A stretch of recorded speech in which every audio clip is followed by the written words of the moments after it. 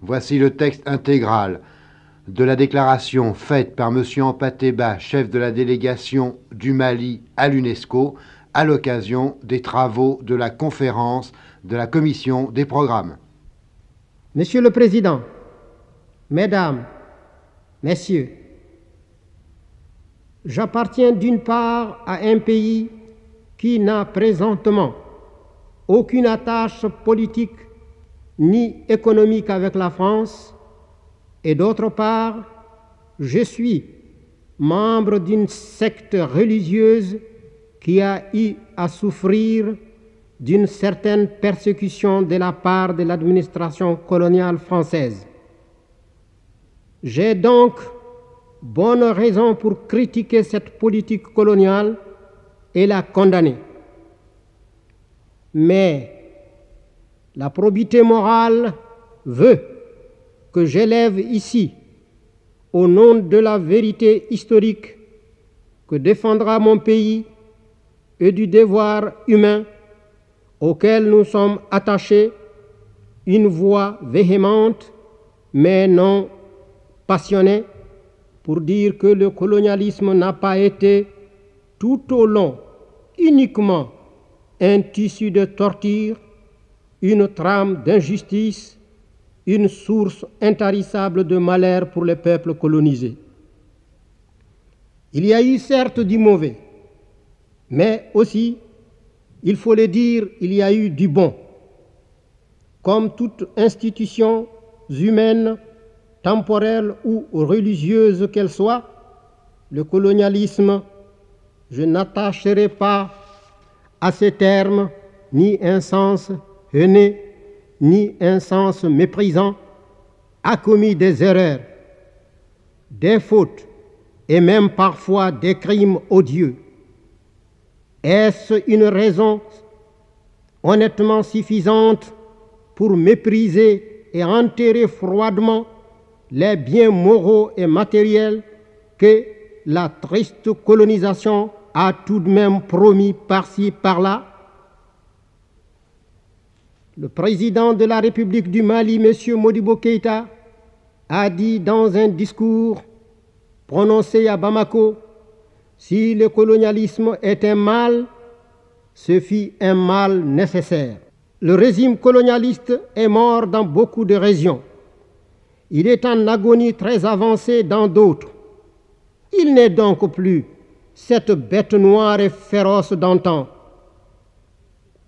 Si vous, Monsieur Leblanc, vous vous obstinez à trop nous rappeler ici les méfaits du colonialisme européen, c'est-à-dire les torts qui nous ont été causés par d'autres blancs, ne craignez-vous pas que nous ne tirions notre ligne de conduite de deux adages africains qui disent l'un, quand un taureau noir a tué ton oncle, la sagesse te commande de te mettre en garde contre toute bête noire, même si elle était douce.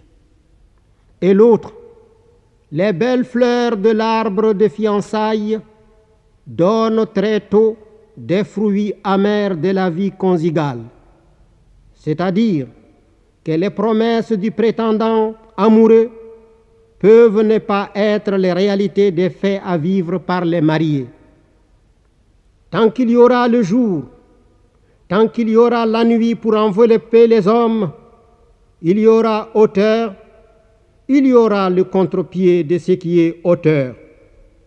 Je souhaiterais donc pour ma part, et pour la part de mon pays, que le colonialisme soit enterré profondément et à jamais, mais qu'il le soit à la manière de mon pays, où la dignité et la correction font qu'on enterre une dépouille sans bruit et sans injure, fût-elle celle du pire des vampires. La France a décapité son roi. La Russie s'est secouée du joug de ses tsars. L'Amérique s'est affranchie de ses dominateurs. La reine d'Angleterre n'a plus droit de vie et de mort à volonté. Bravo, bravo pour vous, Monsieur Leblanc. Vous avez donc un dénominateur commun pour vous entendre et vous faire mieux voir de nous, anciens colonisés, vos pupilles.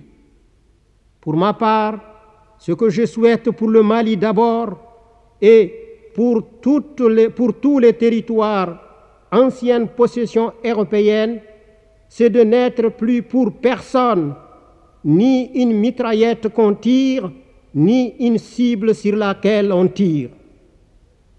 Vous nous avez appris à lire et à écrire. Merci. Vos langues nous ont permis de constituer de grandes unités en dépit des diversités de nos idiomes. Encore merci. Nous vous en resterons reconnaissants. Maintenant, puisque vous nous avez appris à compter, il ne doit plus être possible pour vous de nous faire accepter que 2 et 2 font 7. Par ailleurs, vous nous avez aussi enseigné les lois de la douane. Nous les utiliserons avec votre permission. Soyez-en certains. Tous les paquets matériels et politiques que vous expédierez désormais chez nous seront déballés afin que la poudre d'arsenic ne puisse plus passer sous étiquette sucre en poudre. Je m'excuse beaucoup dans le cas où mes paroles dépasseraient ma pensée et feraient croire que je suis pour un groupe contre un autre. Loin de moi tout séparatisme, mais aussi loin de moi toute imitation servile et tout acquiescement naïf. Je désire être, je refuse de paraître. Nous sommes vos pupilles, je l'ai dit plus haut et je le répète ici. Il n'y a pas à en rougir. Nous sommes faibles d'économie et de culture moderne. Ce serait malhonnête de le cacher. Nous avons besoin de vous et vous voulez nous donner. C'est donc très simple. Mais le malheur est que vous vous battez autour de nous, à nous faire douter votre bonne volonté. Donnez-nous ce que vous avez à donner et laissez-nous apprécier le cadeau. Ainsi, après avoir été nos initiateurs à la science moderne, vous demeurerez nos aînés avisés et l'histoire de demain vous décernera le titre d'heureux donateur. Tout en félicitant le Brésil de sa résolution tendant à créer un institut de pathologie du livre, je me dois de dire que pour une bonne partie de l'humanité, je pense à toute cette humanité analphabète, il ne saurait être question de livres ni d'archives écrites à sauver des insectes, mais il s'agira d'un gigantesque monument oral à sauver de la destruction par la mort des traditionalistes qui en sont les seuls dépositaires. Ils sont, hélas, au déclin de leurs jours. Ils n'ont pas partout préparé une relève normale. En effet, notre sociologie, notre histoire, notre pharmacopée, notre science de chasse et de pêche, notre géotechnie, notre agriculture, notre science de météorologie, tout cela est conservé dans des mémoires d'hommes s'usés à la mort et mourant chaque jour. Pour moi, je considère la mort de chacun de ces traditionalistes comme l'incendie d'un fonds culturel non exploité.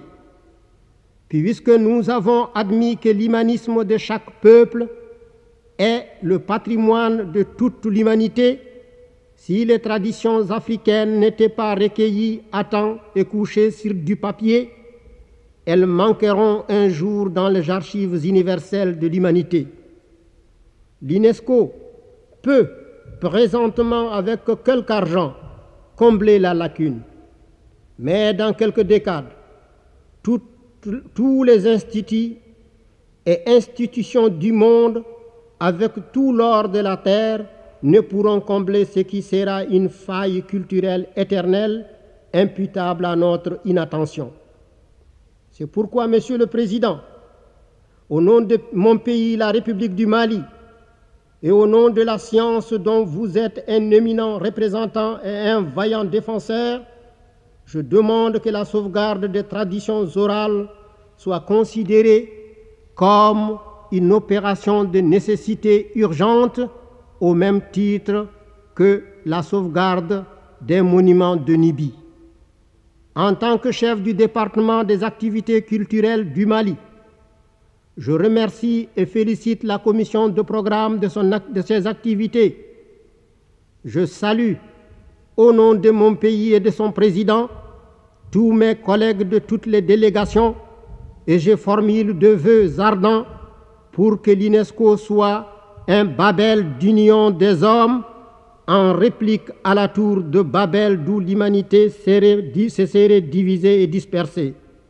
Puisse notre époque inquiète, retrouver le chemin qui mène à l'entente, vraie base de la paix. Merci.